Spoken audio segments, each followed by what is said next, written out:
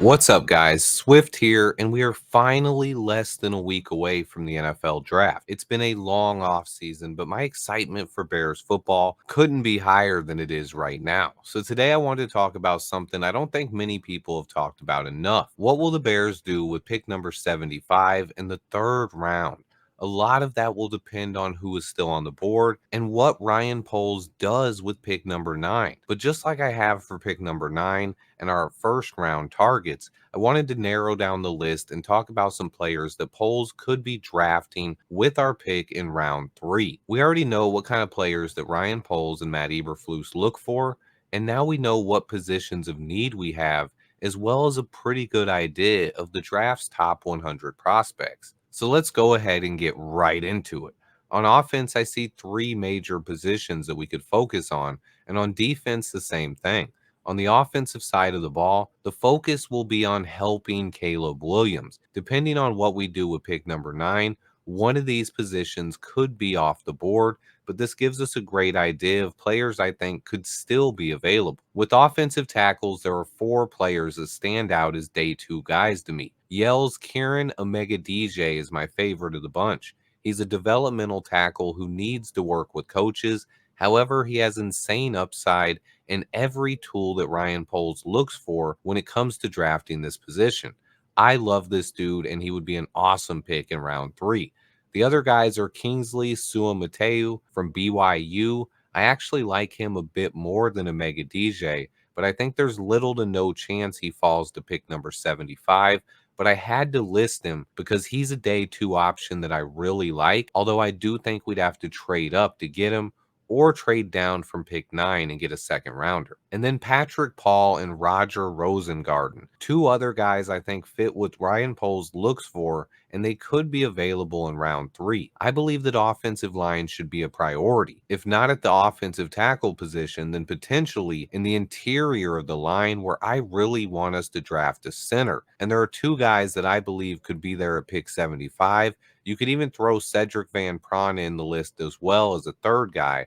But the two guys I wanted to mention specifically were Tanner Bortolini out of Wisconsin and Hunter Norzad from Penn State. I really like both these guys as developmental centers who could be long-term starters. The other guy who I want to throw in, but I don't think he'll be available, is Arkansas's Bo Limmer. I really like this dude as well. If he's on the board at 75, he's another option. And then you could also talk about a few guard prospects as well, but I think tackle and center position should be a bigger priority to me. And then we get to the wide receiver class. You guys know this is the deepest position in the draft, and there will be options every time we pick.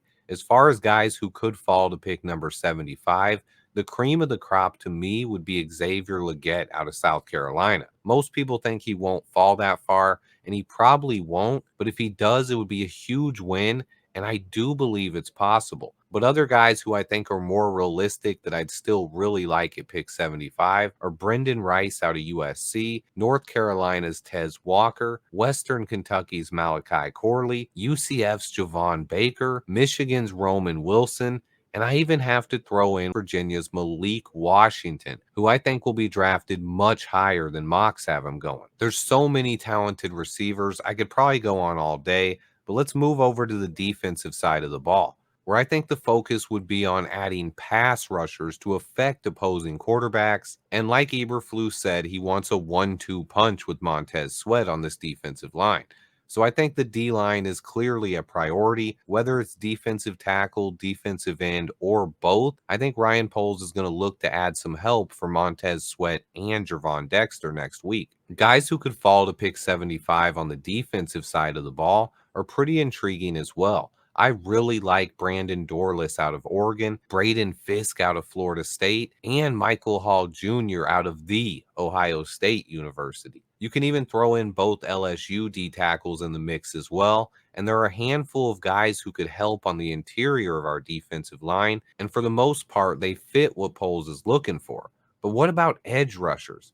Chop Robinson is not going to fall this far, but what about his teammate, Adiza Isaac out of Penn State? I do think he's a possibility, and there's a small chance he could fall to pick 75. Same with Alabama's Chris Broswell, and then Washington's Braylon Trice, Utah's Jonah Ellis, and Kansas edge rusher Austin Booker. The edge talent isn't nearly as deep as O tackle, receiver, or D tackle, but there are a few interesting edge rushers who could be on the board when we pick in round 3. I do think it's more likely that if we go edge, it's going to be early in the draft. I like the defensive tackles better in this range, but I also included a couple of safeties on the list as well. While I do not see safety as big of a need, especially after signing All Pro Kevin Byard, but around pick 75 in the draft, there could be a lot of value at the safety position. Guys like Cam Kinchins, Javon Bullard, Utah's Cole Bishop, and USC's Kalen Bullock all could still be on the board in round 3. The Bears also brought in Texas Tech safety Dadrian Taylor Demerson, so he's another guy who could be an option in round 4, but probably not round 3. I have to mention that Kevin Byard is 32 years old, so if Ryan Poles can land a future starting safety in round 3,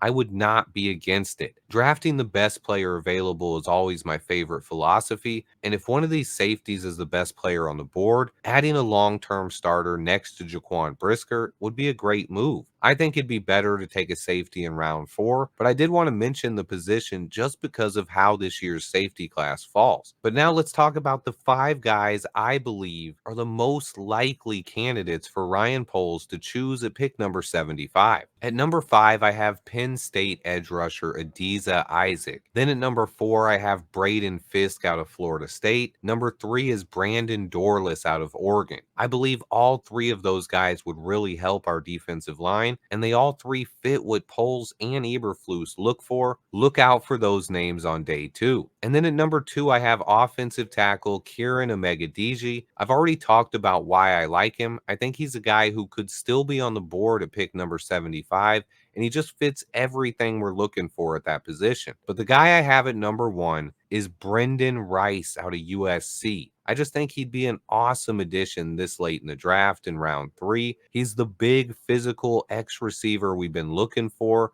He would fit perfectly with Keenan Allen and DJ Moore. And on top of that, he has built-in chemistry with Caleb Williams, and it doesn't hurt that he's the son of Hall of Famer Jerry Rice. As much as I love Javon Baker and Malachi Corley, I just think Rice might be a better fit for the Chicago Bears. At this late in the draft, I would be ecstatic if we could land a guy like Brendan Rice. This receiver class is just so talented. I do think that is the position that we're most likely to get the best value at when it comes to looking at the full picture of the draft. As much as I want Rome Odunze at pick 9, when you compare the options we're going to get in round 3, wide receiver is probably the best of the bunch when you're looking at guys like Xavier Legette, Brendan Rice, and Javon Baker. The talent is just better than it is on the defensive line when it comes to day 2. And while Brendan Rice isn't a perfect prospect, to me, I think he would be a perfect pick at number 75 for the Chicago Bears.